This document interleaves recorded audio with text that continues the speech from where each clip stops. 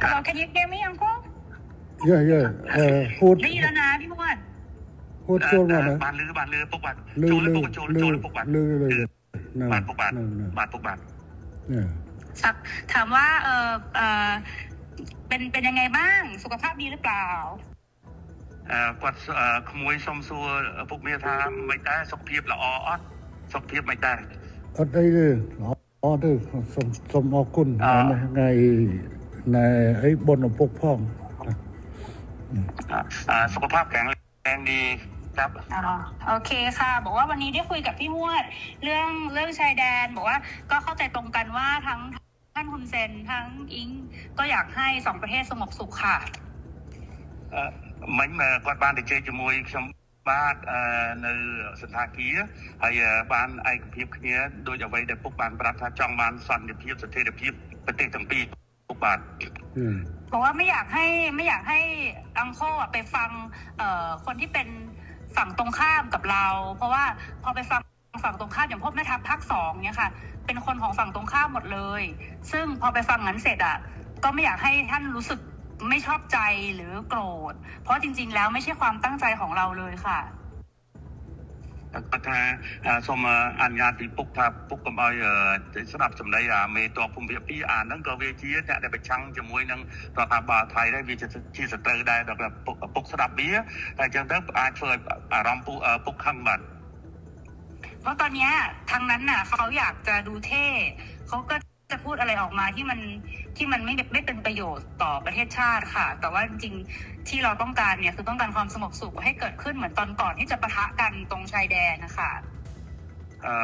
មេតបភូមិភាគហ្នឹងវានិយាយចង់ឲ្យលយខ្លួនវាចង់អានេះសាង rating មកវាហើយទៅធ្វើឲ្យប៉ះពាល់ដល់តំណែងប្រទេសទាំងពីរយ៉ាងធ្ងន់ធ្ងរពុកបាទដែលយើងចង់យើងប្រទេសទាំងពីរគឺចង់បានស្ថិរភាពនិងសន្តិភាពដូចអ្វីមុនព្រឹត្តិការណ៍កើតឡើងពុកបាទบอกว่าให้ท่านฮุนเซนเห็นใจหลานหน่อยเพราะว่าตอนนี้คนในประเทศไทยเขาไล่เราไปเป็นนายกที่เขมรหมดแล้วថាគាត់សូមអនុញ្ញាតពុកថាអាណិតក្មួយផងឥឡូវនេះថៃប្រជាជនថៃពីច្រើនបានដេញហើយដេញក្មួយថាទៅនៅស្រុកខ្មែរទៅព្រោះជានាយករដ្ឋមន្ត្រីខ្មែរពុកបាទบอกว่าจริงๆแล้วถ้าท่านอยากได้อะไรก็ให้ท่านบอกมาได้เลยค่ะเดี๋ยวจะดูจัดการให้អញ្ចឹងពុកចង់បានអ្វីពុកអាចមានប្រសាសន៍ទៅគាត់នឹងរៀបចំធ្វើការងារនឹងបន្តជូនពុកតែម្ដងឥឡូវបញ្ហាដែលខាងនេះចង់បានគឺ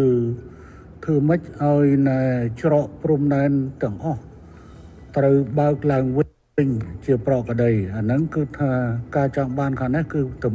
ប៉ុណ្ណឹងនឹងជំហានទី1ขั้นตอนที่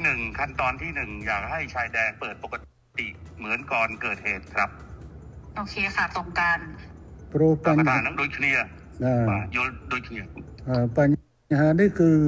ខាងកម្ពុជាជាអ្នកដើរក្រោយទេតើតែខាងថៃបិទដែងដកយកបំរាមដែងបិទព្រំដែនបិទច្រកព្រំដែននេះចេញជាមុនបានកម្ពុជាចាប់ផ្ដើមអនុវត្តតាមក្រោយจริงๆเหตุการณ์เรื่องปิดชายแดนเนี่ยฝ่ายไทยเป็นคนเริ่มก่อนฉะนั้นถ้าฝ่ายไทยเนี่ยถอนคำสั่งกัมพูชาก็ตามเลยเปิดปกติរឿងនេះគឺកម្ពុជាមិនអាចធ្វើឲ្យមុនបានទេដោយសារកម្ពុជាបានខកចិត្តម្ដងហើយ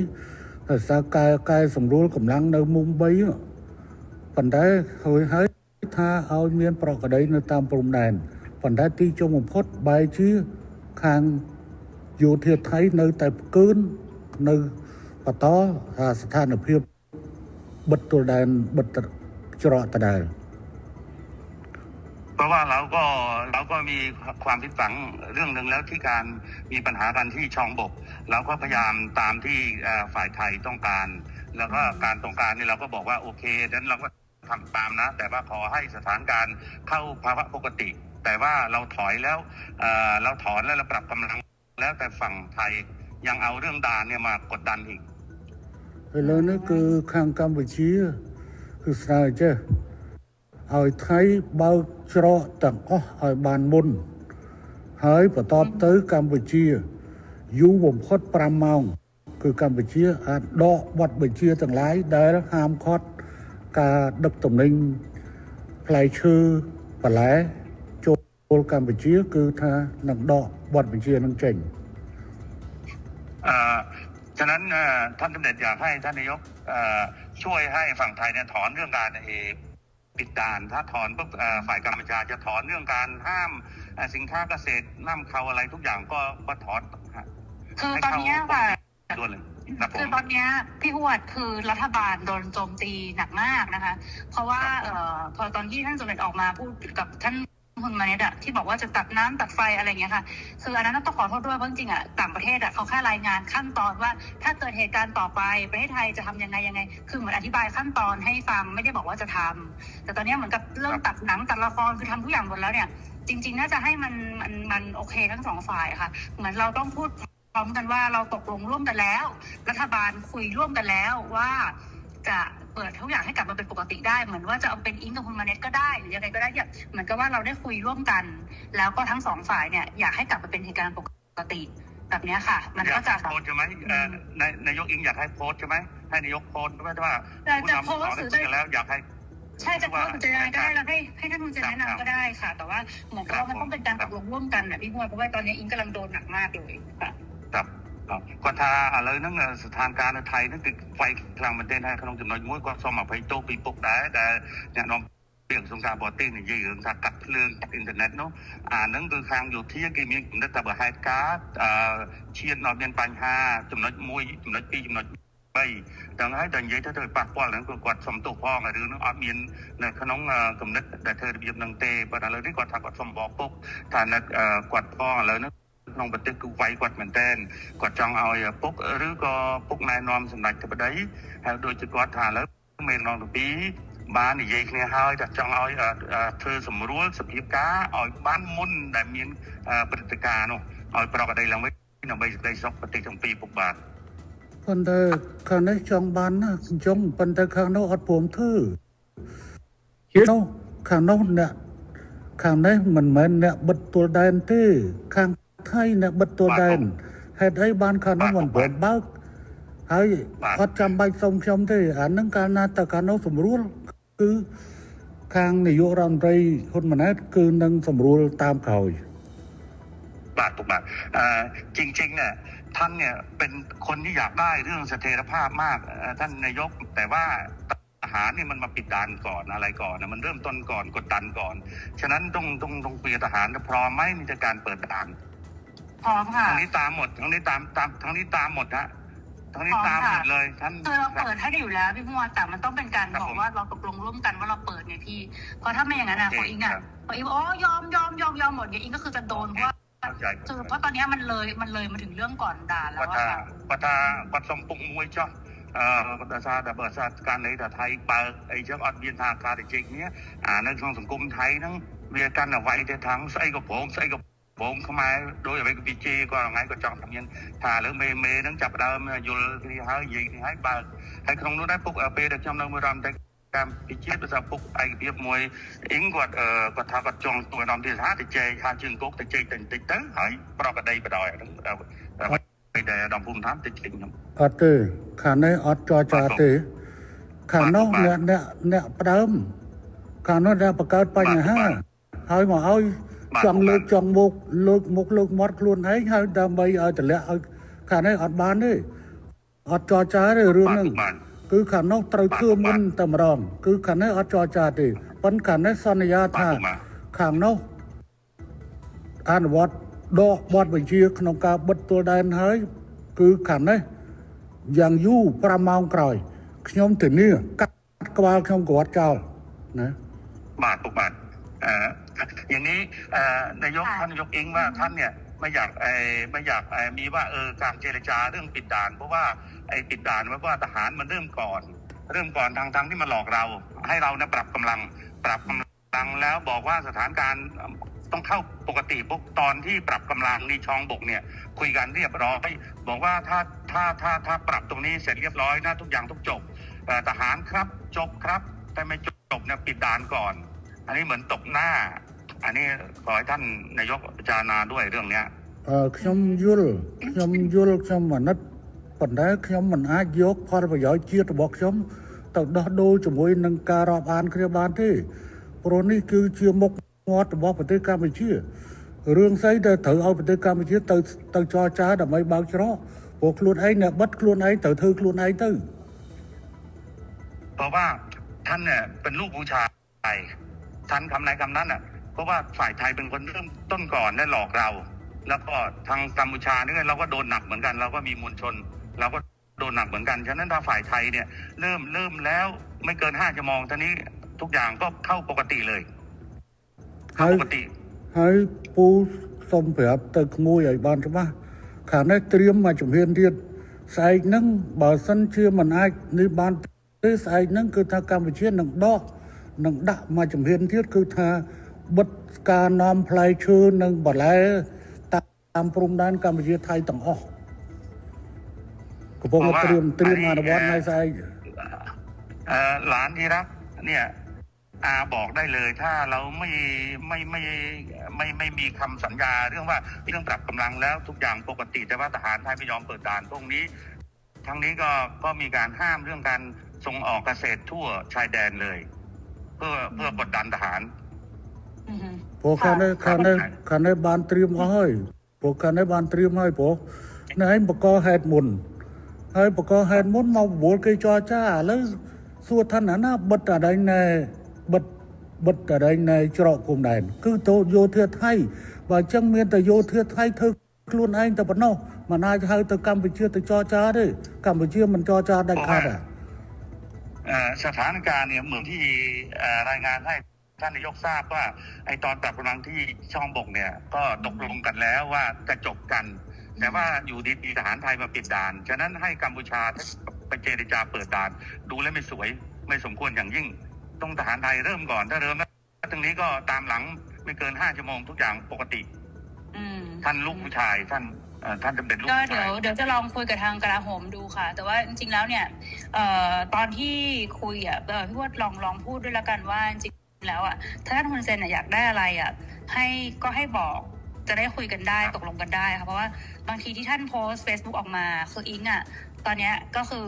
รัฐบาลสั่นคลอนที่สุดแล้วค่ะตั้งแต่อิงเป็นนายกมาก็คือเรื่องกัมพูชานี่แหละซึ่งอิงไม่ออกมาตอบโต้อะไรทั้งสิ้นเพราะอิงก็รักแล้วก็เคารพท่านเพราะฉะนั้นเนี่ยจริงๆแล้วถ้าจะเอาอะไรจริงๆให้บอกอิงได้เลยยกหูบอกก็ได้ไม่อันไหนไม่เป็นข่าวก็คือไม่เป็นข่าวอันนั้นที่หลุดไปมันหลุดเพราะสื่อเพราะไม่ได้คุยกับอิงแค่2 คนมันคุยกันเป็นกลุ่มนะพี่มันเลยหลุดน่ะแต่ถ้ามันคุยกับอิง2 คนมันไม่มีหลุดอยู่แล้วทีนี้เนี่ยก็ไม่อยากให้แบบมันเกิดเรื่องแบบนี้แต่นี่อิงจะไปคุยกับกลาโหมเนาะเพราะว่าอิงรู้ว่าถ้าสมมติว่าเขาพูดว่าของไทยปิดก่อนอะไรเงี้ยเดี๋ยวเราก็จะไปคุยกับกลาโหมว่ายังไงแต่ถ้ามันเวิร์กไงก็เดี๋ยวจะส่งบอกพี่ฮวดว่ามันเรียบร้อยไหมนะคะเพราะจริงๆเนี่ยคนมันไม่หวังดีกับเราทั้งคู่มันก็แบบมันก็ดูแบบเหมือนเรากับเขาก็คือทะเลาะกันเองทำให้แบบเหมือนจริงๆแล้วต้องให้คนรุ่นใหม่มันต้องไม่มีสงครามพี่คนรุ่นใหม่มีสงครามไปมันก็เสียครับทั้งลูกทั้งคนมาเนี่ยด้วยก็เป็นคนรุ่นใหม่เนาะครับពុកបាក់គាត់ថាទី1ពុកចង់បានអីពុកអាចmessenger ទៅអ៊ីងបាន